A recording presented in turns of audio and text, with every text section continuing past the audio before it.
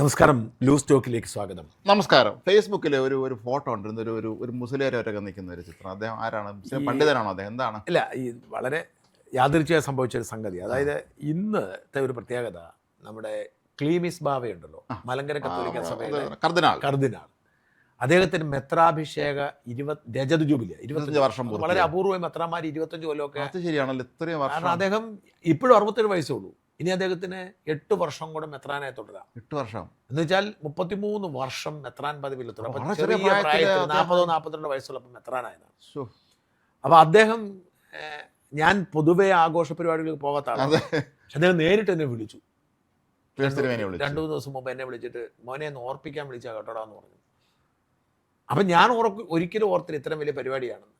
എന്താണെങ്കിലും വിളിച്ചല്ലേ ഒരു മെത്രാൻ നേരിട്ട് വിളിച്ചല്ലേ, മറ്റേ കർദിനാൾ നേരിട്ട് വിളിച്ചല്ലേ. ഞാൻ ചെന്നപ്പോൾ എൻ്റെ രാജ്മോഹൻ ആ സെൻറ് മേരീസ് സ്കൂളില്ലേ, പട്ടം സെൻറ് മേരീസ്, ആ സ്കൂളിൻ്റെ ഗ്രൗണ്ടിൽ വലിയൊരു സ്റ്റേജ് ഇട്ടിട്ട് അവിടെ രാവിലെ മുതൽ അവരുടെ കുർബാനയായിരുന്നു. ഈ നാട്ടിലുള്ള സകല മെത്രാന്മാരും സകല സഭയുടെ തലവന്മാരും എല്ലാവരോടും ഉണ്ട്. അവിടെ വലിയ പ്രസംഗങ്ങളെ, പിന്നെ മുഖ്യമന്ത്രി നമ്മുടെ മുഖ്യമന്ത്രിയുണ്ട്, പിന്നെ മേഘാലയ മുഖ്യമന്ത്രി, ക്രൈസ്തവനാണെന്ന് തോന്നുന്നു. ഭയങ്കര നല്ല ഇംഗ്ലീഷിൽ കിടുക്കം പ്രസംഗം നടത്തി അദ്ദേഹം. അല്ല, മറ്റ് സംസ്ഥാനങ്ങളിലുള്ള ഭരണാധികാരികൾ എവിടെ നോക്കാം, തമിഴ്നാട്ടിൽ നോക്കാം, അവർ അങ്ങനെ ഇംഗ്ലീഷ് സംസാരിക്കുക എല്ലാവരും. അതെ അതെ, നമ്മുടെ നാട്ടിൽ മാത്രമാണ് ഈ പലർക്കും ഈ പ്രശ്നമാണ്. പക്ഷേ സതീശന് കുഴപ്പമില്ല, മറ്റു പലർക്കും ഈ പ്രശ്നമുണ്ട്. എന്നിട്ട് സതീശൻ്റെ പ്രസംഗമാണ് നമ്മളെ അന്തിച്ചിരിക്കുന്നത്. സതീശൻ എവിടെ പോയാൽ ഇതുപോലൊരു പ്രസംഗം തന്നെ എനിക്ക് തോന്നുന്നു കേരളത്തിലുണ്ടായി. പഠിച്ചിട്ട് പറഞ്ഞിട്ട് ഞാൻ ചോദിക്കട്ടെ, ഇദ്ദേഹം അവിടെ നിന്ന് പ്രഭാഷണം തുടങ്ങുവാണ്. അപ്പം ക്ലീമിസ് പിതാവിനെ കുറിച്ച് അദ്ദേഹം പ്രഭാഷകന്റെ പുസ്തകത്തിലെ 128 വചനം എന്ന് പറഞ്ഞ് അങ്ങ് തുടങ്ങുവാണ്, യഹോവൻ. ഞാൻ അപ്പം തന്നെ ഗൂഗിളിൽ സെർച്ച് ചെയ്തു, സത്യമാണ് ഒരു പാരഗ്രാഫ്. മാത്രമല്ല, അവിടെ ഇരിക്കണം മുഴുവൻ എത്രമാരാണ്, പറയാനും പറ്റില്ലല്ലോ. ഒരു പാരഗ്രാഫ് മൊത്തം. ഇനിയിപ്പം ഞാൻ വിചാരിച്ചെന്ന് വെച്ചോളൂ, ഇത് പറയാൻ ആരെങ്കിലും പറഞ്ഞു തരുമോ? നമ്മൾ പ്രസംഗം പറയാൻ നേരത്തെ നമുക്കൊന്നും ഇത് കാണാപ്പാടം പറയാൻ പറ്റത്തൊന്നുമില്ല. ഇദ്ദേഹം അതിലെ കാര്യം പറഞ്ഞിട്ട് ഇത് മെത്രാനെ വിശദീകരിച്ചു. എൻ്റെ ദൈവം തമ്പുരാനെ, ഒരു രക്ഷയില്ല മനി ആ ഒരു VD സതീശൻ്റെ പ്രസംഗം. അതുപോലെ എന്തോ മേഘാലയ മുഖ്യമന്ത്രി കിടിലൻ പ്രസംഗം പറഞ്ഞു. പിന്നെ ഇതിനകത്തുള്ള ടൈം മാനേജ്മെൻറ്റ് വലിയ പാളിച്ച പറ്റി. നമ്മുടെ ജേക്കബ് പുന്നൂസ് സാറായിരുന്നു സ്വാഗതം. അദ്ദേഹം വലിച്ചു നീട്ടി സ്വാഗതം പറഞ്ഞു. അത്രയും പേരെ ക്ഷണിച്ചത് കൊണ്ടാവാം, പെട്ടെന്ന് പറഞ്ഞില്ല. നല്ലത്. പിന്നെ ഇവരെല്ലാം മറ്റേ ചക്കാലക്കൽ എന്ന് പറയുന്ന ഒരു ബിഷപ്പ് ഉണ്ടല്ലോ, കോഴിക്കോട്, അദ്ദേഹം KCBC പ്രസിഡന്റാന്ന് തോന്നുന്നു. അദ്ദേഹം ഇച്ചിരി പൊങ്ങച്ചക്കാരനാണ്, പണ്ട് പിണറായി ദൈവമാണെന്ന് പറഞ്ഞ കക്ഷിയാണ്. അപ്പോൾ പുള്ളി അതുപോലെ തന്നെ VD സതീശ ദൈവമാണെന്ന് പറയാനായിട്ടൊരു ശ്രമം നടത്തി. അപ്പോൾ അതെല്ലാം കൂടെ അങ്ങ് ഇതായി കഴിഞ്ഞ് ഞാൻ കുറേ കഴിഞ്ഞപ്പോൾ ഞാൻ പിന്നെ ഇങ്ങനെ പോകുന്നു. നമ്മളെ ഒരുപാട് പരിചയക്കാർ കണ്ടു, സംസാരിച്ചു, ഞാൻ തിരിച്ചു പോന്നു. ഉച്ചയ്ക്ക് വലിയ വിരുന്നൊക്കെ ഉണ്ട്. അപ്പം എൻ്റെ തൊട്ടപ്പുറത്ത് താഴത്തെ പുറകിൽ വലതുവശത്തിരിക്കുന്ന ഒരു മൗലവി, സത്യത്തിൽ ഞാൻ ശ്രദ്ധിച്ചില്ല, എൻ്റെ അടുത്ത് പലരും വരുന്നു. ഇതിനിടയ്ക്ക് എനിക്ക് കോള് വരുന്നു. അപ്പം ഞാൻ ഈ മൗലവിയാണ്, അത് ഞാൻ പെട്ടെന്ന് നോക്കി. പണ്ട് ഞാൻ അദ്ദേഹത്തെ പരിചയപ്പെട്ടതാണ്, നമ്പർ അദ്ദേഹത്തിനെ വിളിച്ച് ഞാൻ അദ്ദേഹത്തിൻ്റെ അടുത്ത് പോയിരുന്നു, വർത്തമാനം പറഞ്ഞു. അദ്ദേഹം നമ്മുടെ വീഡിയോ ഒക്കെ കാണുന്ന ആളാണ്. ആലങ്ങാട് എന്ന് പറയുന്ന സ്ഥലത്ത്, തിരുവനന്തപുരത്ത്. അങ്ങനെ ആലങ്ങാട് വലിയ പള്ളിയാണ്, അവിടുത്തെ ഉസ്താദാണ്. എന്തായാലും ആ ഒരു പടം ഞാൻ ഇട്ടു. നമുക്ക് പിതാവിനെ കാണാൻ പറ്റും, കാരണം സ്റ്റേജ് യൂസഫിലേക്ക് ഉണ്ടായിരുന്നു. അപ്പം 3-ാം സ്ഥാനം മുഖ്യമന്ത്രി, മറ്റേ 2ാമത്തെ മുഖ്യമന്ത്രി യൂസഫിൽ, ഈ രീതിയിലായിരുന്നു കാര്യം നവീകരിച്ചിരുന്നത്. എന്തായാലും അടിപൊളി പരിപാടിയായിരുന്നു. ഞാൻ പിന്നെ ഉണ്ണാൻ നിന്നില്ല, കാരണം പിന്നെ ഭയങ്കര തിരക്കാണ്. അദ്ദേഹത്തിനെ സംബന്ധിച്ചിടത്തോളം, ക്ലീമിസ് തിരുവനെ സംബന്ധിച്ചിടത്തോളം അദ്ദേഹം ഗംഭീരമായിട്ട് സഭയിൽ ഒരുപാട് മാറ്റങ്ങൾ വരുത്തി. ആ വിദ്യാഭ്യാസ മേഖലയിൽ എൻ്റെ അച്ഛനും അനിയത്തിയൊക്കെ പഠിച്ച മാറിയ സ്കൂളായിരുന്നു. അപ്പോൾ അനിയത്തി പഠിക്കുമ്പോൾ ഞാൻ അവിടെ പോയിട്ടുള്ളതാണ്. പക്ഷേ ഇടയ്ക്ക് ഗിരിദീപ് കൺവെൻഷൻ സെൻറ്ററിൽ ഒരു വിവാഹ ചടങ്ങിൽ പങ്കെടുക്കുമ്പോൾ ഞാൻ ഞെട്ടിപ്പോയി. ആ ക്യാമ്പസ് ഉണ്ടല്ലോ, അതിനകത്തോട്ട് ഒരു ഇന്റർനാഷണൽ ക്യാമ്പസ് ആണെന്ന് തോന്നിപ്പോയി. അല്ല, അതുപോലെയുള്ള വിദ്യാഭ്യാസ സ്ഥാപനം. ഈ സഭ ഒരുപക്ഷെ കേരളത്തിലെ ഏറ്റവും വേഗതയിൽ വളരുന്ന സഭകളിലൊന്ന് ഈ മലങ്കര സഭ. അത് എല്ലാ മാർത്തോമാ സഭയുടെ തലവൻ തിരുവല്ലയിൽ എത്തിയിരുന്നു. നമ്മുടെ പാത്രിയാർക്കീസ് ബാവ അവിടെ അന്ത്യോക്യയിൽ എത്തിയിരുന്നു. പാത്രിയാർക്കീസ് ബാവ എത്തിയിരുന്നു. ഒരു രക്ഷയില്ലാത്ത. തിരുവനന്തപുരത്തിനെ സംബന്ധിച്ച് നമുക്ക് പണ്ടൊക്കെ ആർച്ച് ബിഷപ്പ് മാർ ഗ്രിഗോറിയസ് തിരുമേനി ഉള്ളപ്പോഴേ അദ്ദേഹം ഒരു ദേവതുല്യനായ മനുഷ്യനായിരുന്നു ശരിക്കും പറഞ്ഞത്. അദ്ദേഹത്തിൻ്റെ ഒരു സാന്നിധ്യം ഉണ്ടല്ലോ, എല്ലാ തിരുവനന്തപുരത്തെ ചടങ്ങുകൾക്കും അതൊരു ഒഴിവാക്കാൻ പറ്റാത്തതായിരുന്നു. അദ്ദേഹം എല്ലായിടത്തും എത്തുകയും നല്ലൊരു ബന്ധം എല്ലാവരും അദ്ദേഹം അന്ന് സ്ഥാപിച്ചു. അതിൻ്റെ പിന്തുണക്കാരെല്ലാം അതിൻ്റെ പോയി. പ്രത്യേകിച്ച് അദ്ദേഹം വളരെ ചെറുപ്പത്തിലെത്തി. ഭയങ്കര, ഞാൻ പറഞ്ഞില്ലേ, അത് ഭയങ്കര ഓർമ്മയും അസാധാരണമായ ഒരു കർദിനാളാണ് അദ്ദേഹം. അതിനകത്ത് ഈ ചക്കാലക്കൽ പിതാവ് ഇദ്ദേഹത്തെ മാർപ്പാപ്പയാവട്ടെ എന്നൊക്കെ ആശംസിച്ചിട്ടുണ്ട്. നിലവിലെ മാർപ്പാപ്പ അത്ര പ്രായമുള്ള ആളല്ല, കമ്പാരിറ്റീവ്ലി അദ്ദേഹം ചെറുപ്പക്കാരനുമാണ്. പക്ഷേ എങ്കിലും അതെ, തീർച്ചയായും ഒരു ഇന്ത്യക്കാരൻ മാർപ്പാപ്പ സാധ്യത കുറവാണ്. ലത്തീൻ സഭക്കാർക്ക് മാത്രമാകാൻ പറ്റും. കാരണം ഈ സഭയിലെ ഈ ചെറിയ 25 ചെറുകിട സഭകളുണ്ട് ഈ ലത്തീൻ സഭയ്ക്കൊപ്പം. അതിലൊന്നാണ് ഈ നമ്മുടെ മലങ്കരയും ഞങ്ങൾ സീറോ മലബാറും ഒക്കെ. ഇതിന്റെ 25 സഭകളിൽ 2 സഭകളാണ്. പക്ഷെ ലോകത്തെ ഏറ്റവും വലിയ സഭ, ഇന്ത്യയിലെ പോലും ഏറ്റവും വലിയ സഭ ലത്തീൻ സഭയാണ്. അപ്പൊ പിന്നെ ഇന്ത്യയിൽ പോലും അല്ലാത്ത ഇന്ത്യയിൽ ഒരു ചെറിയ സഭകൾക്ക് ഒരിക്കലും അങ്ങനെ ആകാൻ പറ്റത്തില്ല. അതൊക്കെ അങ്ങനെയാണ് ഒരു കറുത്ത വർഗ്ഗക്കാരനാവത്തില്ലേ. ഇതുവരെ ഒരു കറുത്ത വർഗ്ഗക്കാരൻ അങ്ങനെ ആവും. 1-2 പേരുകൾ കാലത്തും വരത്തില്ലേ. ഫിലിപ്പീൻസിൽ നിന്നൊരു പ്രസിദ്ധനായ കർദിനാൾ ആവും എന്ന് പലരും പറഞ്ഞിരുന്നു. ആഫ്രിക്കയിലൊക്കെ എത്രയോ ആളുകൾ. നമ്മൾ ഒരുപാട് സാധ്യതാ പട്ടികൾ നമ്മൾ വാർത്തകൾ കൊടുത്തിട്ടുണ്ട്, ഇന്റർനാഷണൽ ഹൗസിൽ കൊടുത്തിട്ടുണ്ട്. പാടായിരിക്കും എല്ലാം അതിന് അമേരിക്കാരനായിരുന്നു. ട്രംപ് പറഞ്ഞിട്ടില്ല അങ്ങനെ പ്രസിഡന്റ് അവിടെ വാർപ്പാപ്പയത് ഞാൻ ഇവിടെ ഇരുന്നുകൊണ്ടാണ്. ട്രംപിന്റെ സ്ഥിരം വീമ്പടി ഉണ്ടല്ലോ അതിൽ. ഇന്ത്യയിൽ മറ്റേ ഇസ്രായേൽ ഭൂമിയിലുള്ളത് ട്രംപ് ഉള്ളതുകൊണ്ടാണ്. എന്തായാലും അതായിരുന്നു ഇന്നത്തെ ഒരു ഹൈലൈറ്റ്. നമുക്ക് പിന്നെ ഇനി അടുത്തൊരു കാര്യം സൂചിപ്പിച്ചു പോകണമെന്ന്. ചിന്താ ജെറോം യുഎഎഫിയുടെ പ്രസിഡന്റായി, സംസ്ഥാന പ്രസിഡന്റായി. മറ്റേ നമ്മുടെ വിജിൽ സംസ്ഥാന സെക്രട്ടറി. നല്ല എംഎൽഎ ആണ്. നല്ല എംഎൽഎ, ചെറുപ്പക്കാർ, കണ്ണൂരിൽ നല്ല എംഎൽഎ ആണ്. സാധാരണ ഒരു കമ്മ്യൂണിസ്റ്റ് ധാർഷ്ട്യം അദ്ദേഹം ഒന്നുമില്ല. അദ്ദേഹം വളരെ അസംബ്ലിയിൽ നന്നായി സംസാരിക്കുക ചെയ്യുന്ന ഒരാളാണ്. പക്ഷെ എനിക്കിതിൽ ഒറ്റ കാര്യത്തിന് മാത്രമേ വിഷമമുള്ളൂ. ഡിവൈഎഫ്ഐ പോലൊരു പ്രസ്ഥാനം സമ്മേളനം നടത്തുകയാണ്, മറ്റ് CPM നടത്തുന്ന പോലെ തന്നെ. ഈ സമ്മേളനത്തിൽ നിന്നും പ്രതിനിധികളെ, ഭാരവാഹികളെ തെരഞ്ഞെടുക്കുന്നു എന്നാണ് പറയപ്പെടുന്നത്. പക്ഷെ ഒരു പ്രസക്തിയില്ല. നേരത്തെ തന്നെ പാർട്ടി കൂടി തീരുമാനിച്ചിട്ട് ചിന്തയായിരിക്കും പ്രസിഡന്റ് എന്ന് പ്രഖ്യാപിച്ചല്ലോ. എത്രയോ നേരത്തെ വന്നത്. അപ്പം ഈ ഡിവൈഎഫ്ഐക്കൊക്കെ എന്ത് ജനാധിപത്യമാണ്. ഇവരാണ് നമ്മളെ ജനാധിപത്യം പഠിക്കുന്നത്. ജനാധിപത്യം ഇല്ല. അല്ല, മാത്രമല്ല ഇത് പലപ്പോഴും ഇവർ നേരത്തെ പലപ്പോഴും അങ്ങനെ അല്ലല്ലോ പറയുന്നത്. ഈ ഒരു ചടങ്ങിന് വേണ്ടി ഇവർ ഈ പരിപാടി നടത്തുന്ന അല്ലാതെ ഇവരുടെ ജനാധിപത്യം അവർക്കില്ല. നേരത്തെ പാർട്ടി തീരുമാനിക്കുന്നു, തെരഞ്ഞെടുക്കുന്നു എന്നല്ലാതെ. എന്നാലും CPMന്റെ ഒരു ഗതികെട്ട അവസ്ഥയാണ് ഈ ചിന്തയെ പോലെ ഒരാളെ. ഓർമ്മ വരുന്നത് പണ്ട് വർഷങ്ങൾക്ക് മുമ്പ്, ഒരുപാട് വർഷങ്ങൾക്ക് മുമ്പ് ഞങ്ങളുടെ കാര്യവട്ടത്തെ പൂർവ്വ വിദ്യാർത്ഥി സംഘടന രൂപീകരിച്ച ആദ്യ സമ്മേളന സെനറ്റ് ആളിൽ ഒരുപാട് വർഷം മുമ്പാണ്. അപ്പോൾ ഞങ്ങൾ ചെന്ന് പരിപാടി ആരംഭിച്ചതും ചിലർ വന്നിട്ട് ഭാരവാഹികളെ പ്രഖ്യാപിച്ചു. അപ്പോൾ നമ്മൾ മരിച്ച K. ഉണ്ടല്ലോ, ഏഷ്യാനുണ്ടെന്ന്. അജിത്ത് എണീരുന്നോട് ചോദിച്ചു, എന്താണെന്ന് CPM ഏരിയ സമ്മേളനമാണോ നിങ്ങൾ നേരത്തെ ഭാരവാഹികളെ തീരുമാനിച്ചുകൂടെ വന്നിട്ട് പരിപാടി ആരംഭിക്കാനെന്ന് ചോദിച്ചു. ആ മാറ്റേണ്ടുന്നില്ല. അപ്പോൾ അതുപോലെയാണ് ഇതിപ്പോൾ ഇവർ CPM ഏരിയ സമ്മേളനം അയത്തി വെച്ച പ്രസക്തമായ ചോദ്യമാണ്. എനിക്ക് എൻ്റെ ആശങ്ക അതല്ല. എന്തൊരവസ്ഥയിലാണ് ഈ CPIM DYFI എന്നൊരു പ്രസ്ഥാനത്തിൻ്റെ പ്രസിഡന്റായിട്ട് ചിന്തയെ എത്തുക എന്ന് പറഞ്ഞാൽ. ചിന്തയുടെ ഒരു ബാഡ് ഹിസ്റ്ററി ഉണ്ടല്ലോ. അതെ, അതായത് അവർക്ക് അച്ചടി ഭാഷയിൽ എന്തെങ്കിലും സംസാരിക്കാൻ അവർക്ക് അവസരം കിട്ടിയപ്പോഴേ അവർ ധൂർത്തടിച്ചവരാണ്. അവര് യുവജന കമ്മീഷൻ ചെയർപേഴ്സൺ എന്ന് ഇരുന്നുകൊണ്ട് അവര് റിട്ടയർ ചെയ്യുന്നതിന് മുമ്പ് മുൻകാല പാർലമെന്റിലൂടെ 8 ലക്ഷം രൂപ കുടിച്ചു പിടിച്ച പോയാലാണ്. എന്നിട്ട് നുണ പറഞ്ഞ ആളാണ്. അവരുടെ ഡോക്ടറേറ്റ് കള്ളത്തരമാണെന്ന് പിന്നീട് വ്യക്തമായതാണ് എല്ലാ അർത്ഥത്തിലും. പിന്നെ അവര് ഒരു ആഡംബര റിസോർട്ടിലാണ് 1.5 കൊല്ലം താമസിച്ചത്. വീട്ടിൽ എന്തോ പ്രശ്നം വന്നപ്പോൾ 1.5 കൊല്ലം. ഇങ്ങനെ നെഗറ്റിവിറ്റിയുടെ ഒരു പ്രതിനിധിയെ അവർക്ക് തെരഞ്ഞെടുക്കാൻ കഴിഞ്ഞു. കണ്ടെത്താൻ ബുദ്ധിമുട്ടല്ലേ? ഒരുപക്ഷെ ബുദ്ധിമുട്ടുള്ളതുകൊണ്ടല്ല, നല്ല DYFIക്കാരുണ്ടാവും. പണ്ടൊരു ശശിധരൻ ഉണ്ടായിരുന്നു, ടി ശശിധരൻ, PR വസന്തൻ കരുനാഗപ്പള്ളിയിൽ, ഇവിടെ കൊല്ലത്ത് എത്ര, സുരേഷ് കുറുപ്പ്, PK ഹരികുമാർ, സീനിയേഴ്സ് എടുത്തോ എത്ര ആള് ഇഷ്ടമുള്ള ശശിധരനെ ഇല്ലാതാക്കി കളഞ്ഞു. അത് പിണറായി BSന്റെ ആളാണെന്ന് പറഞ്ഞുകൊണ്ട് തന്നെയാണ്. ഈ പാർട്ടിയിലെ യോഗ്യതയുള്ളവരെ 80% പേരെ ഇവർ ആൾറെഡി ഒതുക്കി കഴിഞ്ഞു. ഇനിയുള്ളത് ഇതുപോലത്തെ ആളാണ്. ഇനി അവരെ വെച്ച് പാർട്ടി മുന്നോട്ട് ഓടിച്ചുകൊണ്ട് പോവുക എന്നുള്ള മാത്രമാണ് അവർക്ക് മുന്നിലുള്ള ഒരു വിഷയം. അങ്ങനെ ദേശാഭിമാനിയിൽ അങ്ങനെ ചിന്തയിലൂടെ നമുക്ക് അടുത്ത വിഷയത്തിലേക്ക് കിടക്കാം. പ്രധാനപ്പെട്ട നമ്മുടെ വിഷയം തീർച്ചയായിട്ടും പിണറായി വിജയൻ്റെ പ്രത്യക്ഷപ്പെടലാണ്. ഒരു കഴിഞ്ഞ കുറേ ദിവസങ്ങൾ പിണറായി വിജയൻ, അത് VD സതീശനെ കണ്ടു പഠിക്കുന്ന VD സതീശൻ ഇപ്പോൾ എല്ലാ വിഷയത്തിലും പ്രതികരിക്കുന്നത് ആഴ്ച ഒരു ദിവസമേ പ്രതികരിക്കുന്നുള്ളൂ. അന്ന് ശീലിച്ചു നോക്കുവാണ്. പക്ഷേ 8 നിലയിൽ പൊട്ടി. മാത്രമല്ല ഇന്നത്തെ പത്രസമ്മേളനത്തിൽ രസകരമായ കാര്യം, അന്ന് പറഞ്ഞ് എൻ്റെ കൈകൾ ശുദ്ധമാണ്, എൻ്റെ മകളായതുകൊണ്ടാണ് ആ യുവതിയെ ഇങ്ങനെ ഇവരെല്ലാം പീഡിപ്പിക്കുന്നത്, വളരെ വിചിത്രമായ രീതിയിൽ അന്വേഷണം നടത്തുന്നത് തുടങ്ങിയ കുറേ ന്യായങ്ങൾ പറഞ്ഞു. അതിൽ പിന്നെ അദ്ദേഹം ഒരു കാര്യം കൂടെ പറഞ്ഞു, അതിൽ തട്ടിപ്പാണെന്ന് നമുക്കറിയാം. വെള്ളാപ്പള്ളി നടേശൻ കഴിഞ്ഞ ദിവസം AN ഷംസീറിനെ കുറിച്ച് പറഞ്ഞ കാര്യങ്ങൾ ചോദിച്ചപ്പം അത് അസംബന്ധമാണെന്ന് വെള്ളാപ്പള്ളി പറഞ്ഞു. പക്ഷെ അതൊരു ആത്മാർത്ഥമായിട്ടുള്ള പറച്ചിലാണോ എന്ന് എനിക്ക് സംശയമുണ്ട്. ഇവിടെ 2-3 കാര്യങ്ങൾ ശ്രദ്ധിക്കും. ഒന്ന്, പിണറായി വിജയൻ ഈ ED കേസുമായി ബന്ധപ്പെട്ട് നടത്തിയ പ്രസ്താവന, അദ്ദേഹത്തിൻ്റെ ശരീരഭാഷയും അദ്ദേഹത്തിൻ്റെ ദേഷ്യവും അദ്ദേഹത്തിൻ്റെ പ്രതികരണവും ഒക്കെ ബോധ്യപ്പെടുന്നത് ഈ കൈകൾ ശുദ്ധമാണ് എന്ന് പറയുന്നതിലെ കാപട്യം.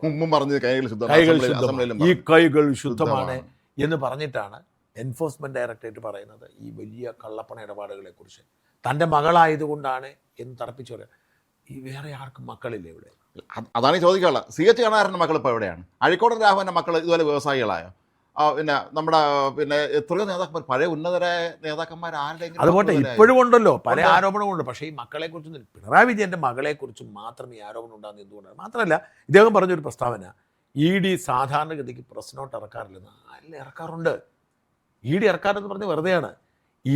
അപ്പോൾ EDയുടെ പ്രസ് റിലീസ് എന്ന് പറഞ്ഞാൽ തന്നെ ഞാൻ ഗൂഗിളിൽ സെർച്ച് ചെയ്ത് നോക്കിയാൽ നമുക്കറിയാം. EDയുടെ പ്രസ് റിലീസ് എന്ന് പറഞ്ഞ് തന്നെ അവരുടെ വെബ്സൈറ്റിൽ ഒരു സാധനമുണ്ട്. എല്ലാ ദിവസവും ED വിവിധയിടങ്ങളിൽ നടത്തുന്ന റെയ്ഡുകളുടെ പ്രസ് റിലീസ് ഇറക്കാറുണ്ട്. പക്ഷേ അവർക്ക് പ്രത്യേക താല്പര്യമുള്ള കേസുകളിൽ പൊതുവെ ഇറക്കാറില്ല.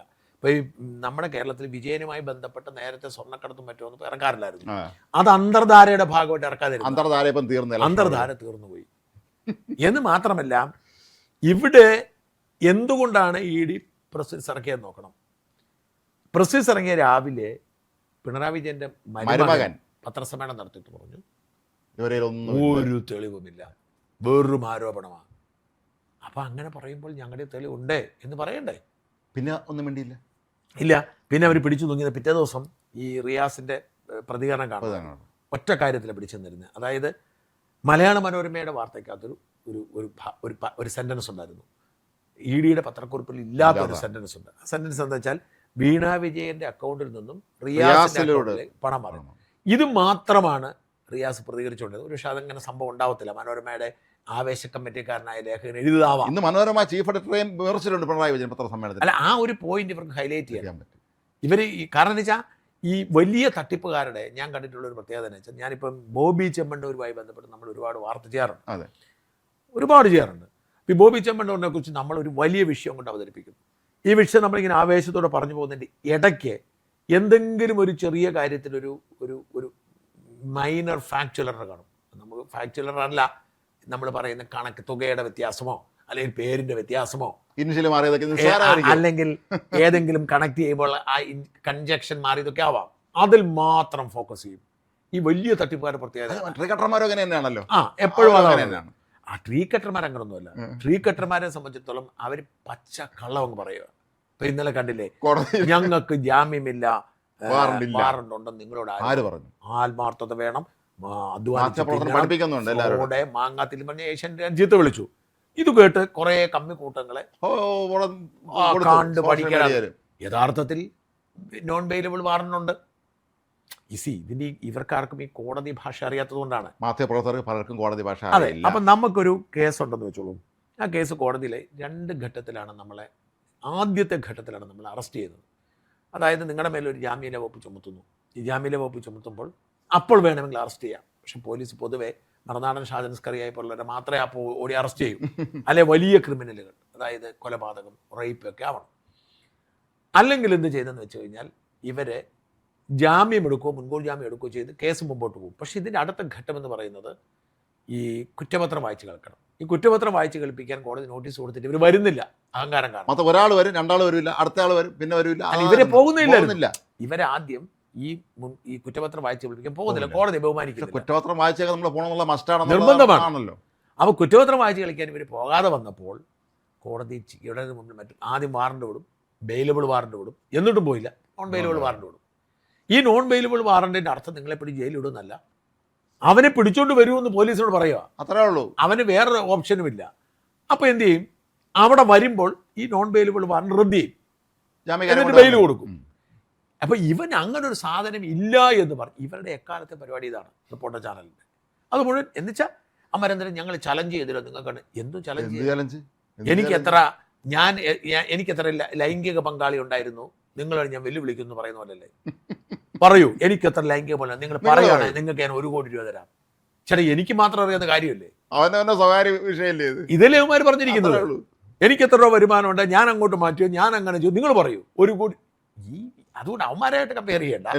ഈ മറ്റവരെന്നെ ചെയ്യുന്ന വെച്ചാൽ അവർ എന്തെങ്കിലും ഒരു ഗ്യാപ്പ് ചാടി പിടിക്കും. CPM എപ്പോഴും അങ്ങനെ ഉണ്ടല്ലോ, അവരാലും പിടിക്കും. അതെ, അതാണ് പിടിച്ചിരിക്കുന്നത്. എന്തായാലും അതുകൊണ്ട് ED വളരെ വ്യക്തമായി പറഞ്ഞിരിക്കുന്നത് 85 ലക്ഷം രൂപ ട്രാൻസ്ഫർ ചെയ്തു എന്ന് ED പത്രക്കുറിപ്പിൽ പറയണമെങ്കിൽ അവരെ രേഖ കാണുമല്ലോ. രേഖയിലോ പറയുമോ? പിന്നല്ല, ഒരു ആധികാരിക കേന്ദ്ര സർക്കാർ ഏജൻസിയാണ്. അതായത് അവരെ 3,60,000 3,60,000 ദിർഹം മാറ്റി എന്ന് ED പറഞ്ഞ് മാറ്റിയിട്ടുണ്ട്.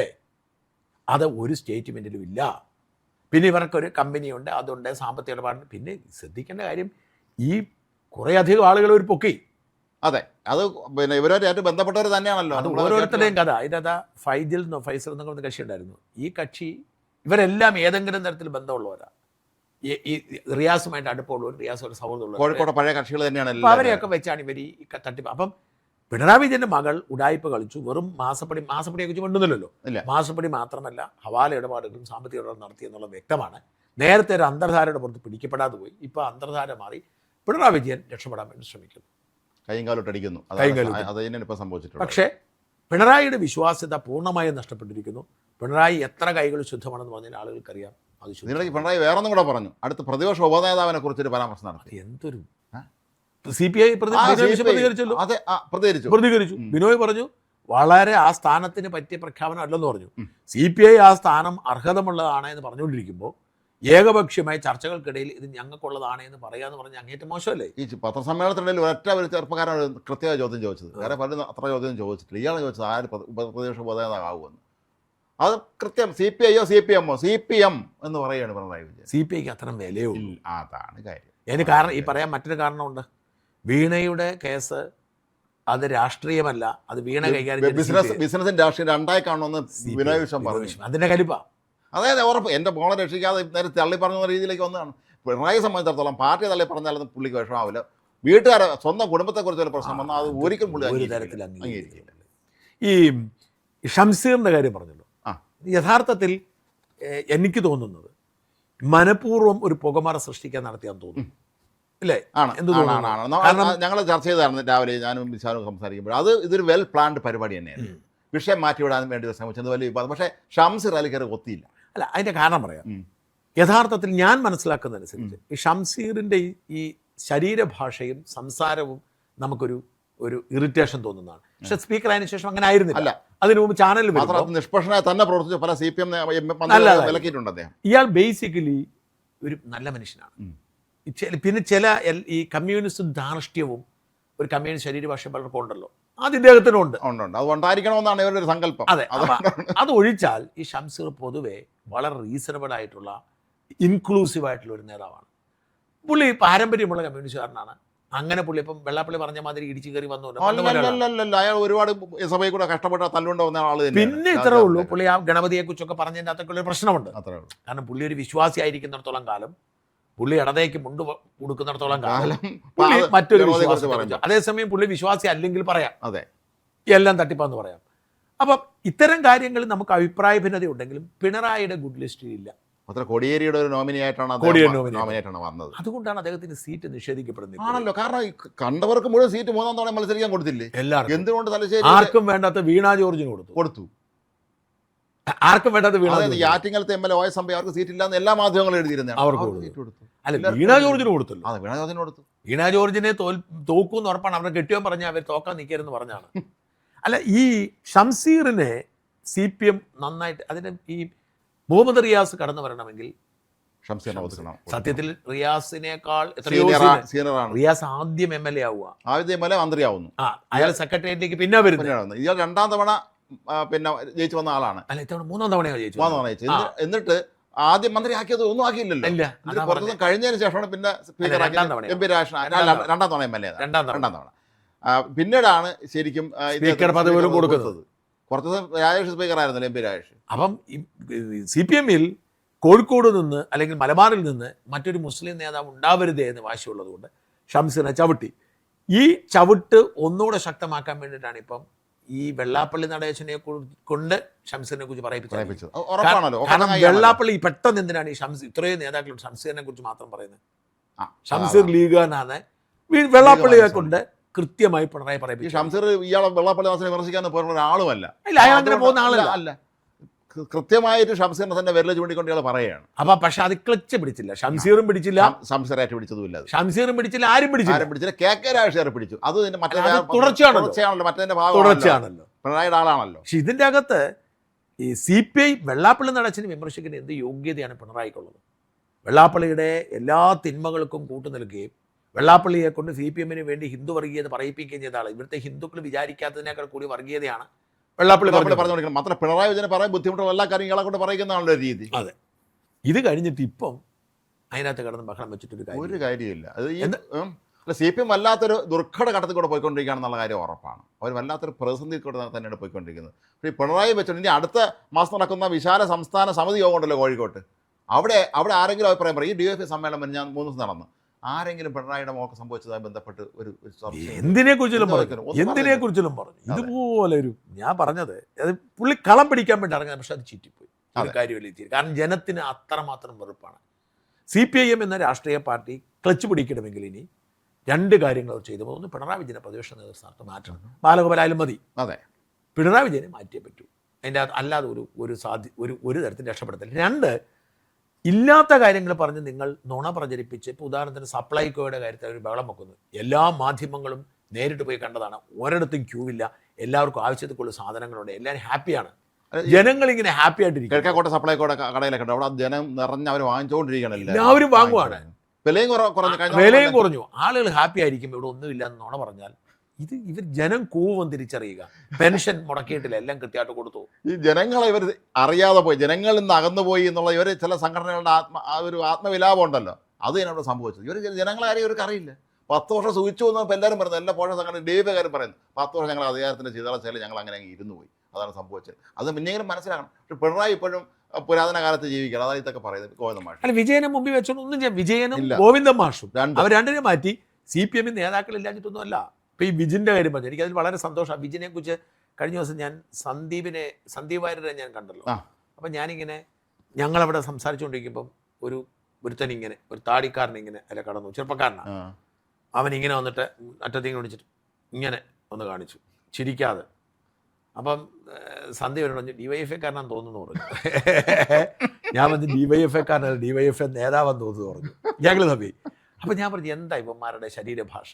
അല്ല, ഇവർ പലരും തിരുവനന്തപുരത്തുള്ള അല്ലെങ്കിൽ തെക്കൻ ജില്ലയുടെ നേതാക്കന്മാർ പോലും ഇപ്പം കണ്ണൂർ ഭാഷ അതുപോലെ അംഗീകരിക്കും. കണ്ണൂർ അപ്പം ഞാൻ സന്ധ്യയോട് പറഞ്ഞു, സന്ദീപ് എന്താ സന്ദീപ് ഇവന്മാരിങ്ങനെ? കാരണം അപ്പം എന്നിട്ട് ഞാൻ സന്ധ്യയോട് ഒരു കാര്യം പറഞ്ഞു. ചേലക്കൊരു MLA ശശി എന്ന് പറഞ്ഞൊരു MLA ഉണ്ട്, DYFI-കാരൻ. പാലക്കാടുള്ള ഒരു MLA ശശി എന്നാണ്. ഞാൻ അയാളെ ഒരിക്കൽ ട്രെയിനിൽ വെച്ച് പക്ഷേ ഏത് MLA നമ്മുടെ ആ പാലക്കാട് പാലക്കാട് ഏതാണ് സ്ഥലമുള്ള ചേലക്കര അല്ലാതെ വേറെ മണ്ഡലം ചേലക്കര തൃശ്ശൂരാണല്ലോ. ഈ ലോക്സഭാ സീറ്റിന്റെ പേരെന്ന് പറഞ്ഞേ, പാലക്കാട് ലോക്സഭാ സീറ്റ് ഏതാ? ആലത്തൂരാണോ? അതെ, ആലത്തൂർ MLA ഒരു ശശിയാണ്. അപ്പൊ ഞാൻ എൻ്റെ മനസ്സിൽ കിടക്കുന്ന ഒരു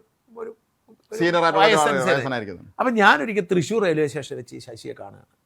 എനിക്കറിയത്തില്ല, നമ്മൾക്ക് കണ്ട MLA-മാരെ നമുക്കറിയത്തില്ലോ. അപ്പൊ എന്നെ അടുത്തു ഷാജൻസ്കറിയ, അതെ ഞാൻ ശശിയാണ്, ശശി എന്നും കണ്ടാണ്, ഞാൻ ആലത്തൂർ MLA ആണെന്ന്. ഞാൻ അയ്യോ, ഞാൻ കരുതിയിരുന്നത് ഒരു സീൻ. ഞങ്ങളൊരു 15-20 മിനിറ്റോളം വർത്തമാനം പറഞ്ഞു. എനിക്ക് വലിയ മതിപ്പ് തോന്നി. അയാൾ പറഞ്ഞു, നിങ്ങൾ പറയുന്ന അഭിപ്രായങ്ങളോട് എല്ലാം എനിക്ക് വിയോജിപ്പാണ്, നിങ്ങൾ ഞങ്ങളുടെ പാർട്ടിയുടെ ശത്രുവാണ്, പക്ഷെ നിങ്ങൾ പറഞ്ഞാൽ ഞാൻ കേൾക്കാനുള്ള മനസ്സ് വേണം ആദ്യം. അത് വളരെ സൗഹൃദത്തിൽ. അതാണ്. അപ്പം ഞാൻ സന്ദീപുകാരോട് പറഞ്ഞു, ഈ ശശിയെ ഞാൻ ഇങ്ങനെ പരിചയപ്പെട്ടു, അദ്ദേഹം ഇങ്ങനെ. അപ്പം സന്ദീപനോട് പറഞ്ഞു, വിജിനും ഇങ്ങനെ തന്നെയാണ്. ഞാനതാ പറഞ്ഞു, വിജിന് വളരെ സാധാരണ വീട്ടിൽ ജനിച്ച ഒരാളും കൂടിയാണ്. വളരെ താഴ്ത്തട്ടിൽ നിന്ന് കഷ്ടപ്പെട്ട് പഠിച്ച് ഉയർന്ന് പ്രസ്ഥാനത്തിൽ കൂടെ കടന്ന ഒരാളാണ്. ഇങ്ങനത്തെ ഒരുപാട് ഒരുപാട് വിജയന്മാരൊക്കെ ഈ പ്രസ്ഥാനത്തിലുണ്ട്. പക്ഷെ ഇവരെ ഒന്നും അടുപ്പിക്കില്ല. അല്ല, നമ്മളെപ്പോഴും പറയാറുള്ളത് സുരേഷ് കുറുപ്പിന്റെ കാര്യം. സുരേഷ് കുറുപ്പിനെയൊക്കെ മുന്നിൽ നിർത്തി ഇവരെ തെരഞ്ഞെടുപ്പിനെ നേരിട്ടിരുന്നെങ്കിൽ കഴിഞ്ഞു. സുരേഷ് കുറുപ്പ് കഴിഞ്ഞു, അവരൊക്കെ പോയി. അവരൊക്കെ ഇന്ന് രാജുവിനെ കണ്ടു കേട്ടോ. നമ്മളെ ഈ പരിപാടിക്ക്, ഈ ക്ലീമിസ് പിതാവിന്റെ പരിപാടിക്ക് ഈ വേദി നിറച്ച ആളാണല്ലോ. സദസ്സിലെ മുമ്പിലുള്ള VVIP സീറ്റ് മുഴുവൻ നോക്കുമ്പം MLA-മാരെ, നമ്മുടെ വിൻസെന്റ്, മറ്റേ അടൂർ പ്രകാശ്, എന്തിനേറെ ബിന്ദുവിന് സ്റ്റേജിലില്ല, ഈ മന്ത്രി ബിന്ദു ഇതിനകത്തുള്ളത് സകല MLA-മാരോടും ഉണ്ട് കേട്ടോ. ഞാൻ അന്ന് രാജീവ് ബ്രാവിനെ കണ്ടു, പഴയ MLA. ചർച്ചക്കാരനായിരുന്നു പുള്ളി. ഓടി വന്ന് കെട്ടിപ്പിടിച്ചു. കോംറൈഡ് EP ജയരാജൻ കയറി വരുന്നത് കണ്ടു, ആൾക്കൂട്ടത്ത് വന്നിരുന്നിട്ട് പോകുന്നത് കണ്ടു. ഞാൻ കാണാൻ പറ്റില്ല, നമുക്ക് വലിയ ആൾക്കൂട്ടമായിരുന്നല്ലോ.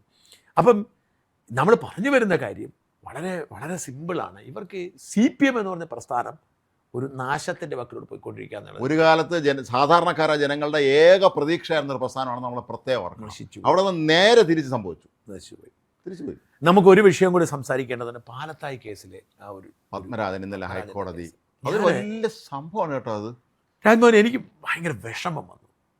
കാരണം എന്താ വെച്ചാൽ ഈ കേസ് ആദ്യം മുതൽ പരിഗണിക്കുന്ന ഒരാളാണ് ഞാൻ, വളരെ ഗൗരവത്തോടെ. നമ്മൾ പലപ്പോഴും അന്നൊക്കെ ചർച്ച ചെയ്തു.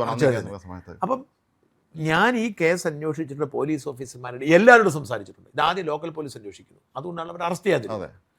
ലോക്കൽ പോലീസ് അന്വേഷിച്ചിട്ട് അവർ ഈ പെൺകുട്ടിയുടെ സ്റ്റേറ്റ്മെൻ്റ് അടക്കം സകലതും എടുത്തിട്ട് ഒരു എവിഡൻസ് പോലും ഇല്ല. അതായത് ഇത് അടിമുടി കള്ള കേസാണ്. അതായത് നമ്മൾ വെറുതെ അലിബി മാത്രമല്ല, അതായത് ഇവർ ആരോപിക്കുന്ന സമയത്ത് ഇയാൾ സ്ഥലത്തില്ലായിരുന്നു എന്ന് മാത്രമല്ല, ഇവിടെ മൂത്രപ്പരയെ കുറിച്ച് പറയുന്നത്, അവിടുത്തെ സാഹചര്യങ്ങളെ പെൺകുട്ടി പറയുന്നത് എല്ലാം ഭാവനയാണ്. ഒരാളുടെ കൂടെ വെളിയിൽ പോയിട്ട് കൊണ്ടുപോയി എന്ന് പറയുന്നത് ബൈക്കിൽ കയറ്റി കൊണ്ടുപോയി എല്ലാം ഭാവനയാണെന്നും 100% തെറ്റാണെന്നും ബോധ്യമാവുകയും മാത്രമല്ല ഈ പെൺകുട്ടിയെ പലതവണ ഈ കൗൺസിലിങ്ങിന് വിധേയമാക്കി. അവിടെ എല്ലാം പരസ്പര വിരുദ്ധമായ കാര്യം പറയുന്നു. മാത്രമല്ല ഇതിൻ്റെ നിർണായകമായ ഒരു തെളിവ് കിട്ടുന്നത് എന്താണെന്ന് വെച്ചാൽ, ഒരു അധ്യാപിക ഒരു മൊഴി കൊടുക്കുവാണ്.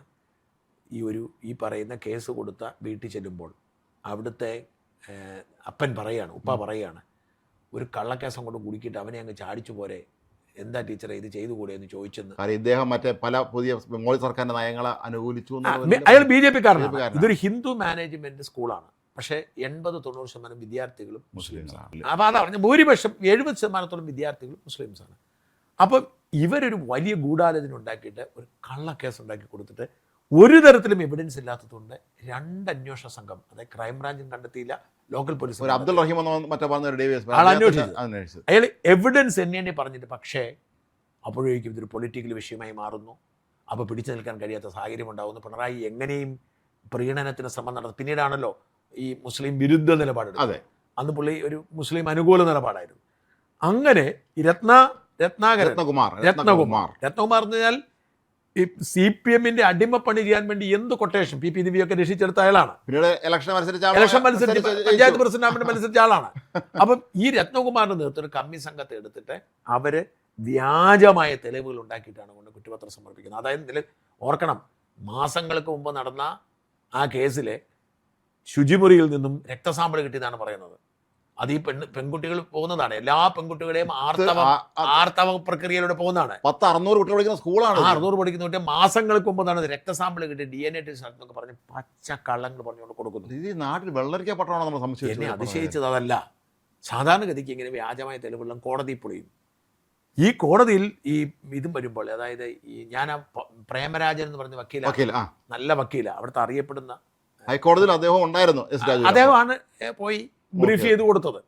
ഈ പ്രേമരാജൻ എന്ന വക്കീലിനോട് ഞാൻ സംസാരിച്ചു. അപ്പം നേരത്തെ നമുക്കറിയുന്നത് ഈ പ്രേമരാജൻ എന്ന വക്കീൽ പറഞ്ഞത് എന്താണ് പറഞ്ഞത്, ഈ കോടതി വിചാരണ അങ്ങ് ഉഴപ്പുമാണ്. വിചാരണയിലേക്ക് വരുമ്പോഴത്തേക്ക് ഇവന്മാർ സർക്കാർ പ്രോസിക്യൂഷൻ ഉഴപ്പുമാണ്. പലപ്പോഴും വരത്തില്ല, സാക്ഷി വരത്തില്ല, തരത്തിൽ അങ്ങനെ വലിച്ചു നീട്ടി കോടതി താക്കീത് കൊടുത്താണ് വിചാരണ ഒരു വിധം പൂർത്തിയാക്കിയത്. എല്ലാ എവിഡൻസുകളും, അതായത് പോലീസ് ഓഫീസർമാരെ കൊണ്ടുവന്നു, ഈ പഴയ കൗൺസിലർമാരെ കൊണ്ടുവന്നു, പഴയ രേഖകൾ എല്ലാം പരിശോധിച്ച് ഒരു തെളിവ് പോലും ഇല്ലാത്ത വിധത്തിൽ ഈ കേസ് കംപ്ലീറ്റ് പൊളിച്ചു കൊടുത്തു. അതിനിടയിൽ പെട്ടെന്ന് ഇമ്മീഡിയറ്റ് ആയിട്ട്, അതായത് ഇന്ന് നിലവിൽ വരുന്ന തരത്തിൽ ട്രാൻസ്ഫർ ഓർഡർ ജഡ്ജിനെ മാറ്റുന്നു. ആലോചിച്ച് എന്തൊരു ഇടപെടലാണ്. ആ ജഡ്ജിനെ ഇന്ന് ചാർജ് എടുക്കുമ്പോൾ കുടുംബ കോടതിയിലേക്ക് മാറ്റിയിട്ട് പകരം മറ്റൊരു ജഡ്ജിനെ ചുമതല കൊടുക്കുന്നു. ആ ജഡ്ജി ഒരു ദിവസം ഇവരുടെ വാദം കേട്ടു, ഒന്നും ശ്രദ്ധിച്ചില്ല. ഒരിക്കലും കൊടുക്കാത്ത തരത്തിൽ അതിഭയങ്കരമായ ശിക്ഷ, സാധാരണ ശിക്ഷയല്ല, ജീവപര്യന്തവും മരിക്കുന്നത് വരെ. അതാണ് അങ്ങനത്തെ ഒരു ജീവപര്യന്തം എക്കാലത്തും ഒരു പ്രഖ്യാപിക്കുമല്ലോ. ജീവപര്യന്തം എന്ന് പറഞ്ഞാൽ 12 കൊല്ലം കഴിയുമ്പോൾ വിടും, അതാണ് രീതി. എന്നാൽ ഇയാൾ മരിക്കുന്നത് വരെ ഇയാൾ ജയിലിൽ കിടക്കണം. അങ്ങനെ ഒരു വിധി പ്രഖ്യാപിക്കാൻ ഒരു സെഷൻസ് ജഡ്ജിന് അധികാരമില്ല. അങ്ങനെ ഒരു വിധി പ്രഖ്യാപിച്ചു വിടുക എന്ന് പറഞ്ഞു കഴിഞ്ഞാൽ, നമ്മുടെ നാട്ടിൽ ഇങ്ങനെ നിയമ സംവിധാനങ്ങളെയൊക്കെ, ഇത് ഞാൻ വിലക്കെടുത്തൊന്നും പറയുന്നില്ല, എന്തോ ഒരു ഞാൻ ഈ ജഡ്ജിനെ കുറിച്ച് അന്വേഷിച്ചു. ഞാൻ പേര് പറയാൻ ആഗ്രഹിക്കുന്നില്ല. റീസണബിളായ ജഡ്ജാണ് ഈ വനിതാ ജഡ്ജ്. അതാണ് എന്നെ സാധാരണഗതിക്ക് ഇങ്ങനെ ഈ ഒരു ഏതെങ്കിലും തോന്നി കൊട്ടേഷൻ എടുക്കുന്ന ജഡ്ജാൽ അങ്ങനത്തെ ചെറിയ പേരുണ്ട്, വളരെ റീസണബിൾ.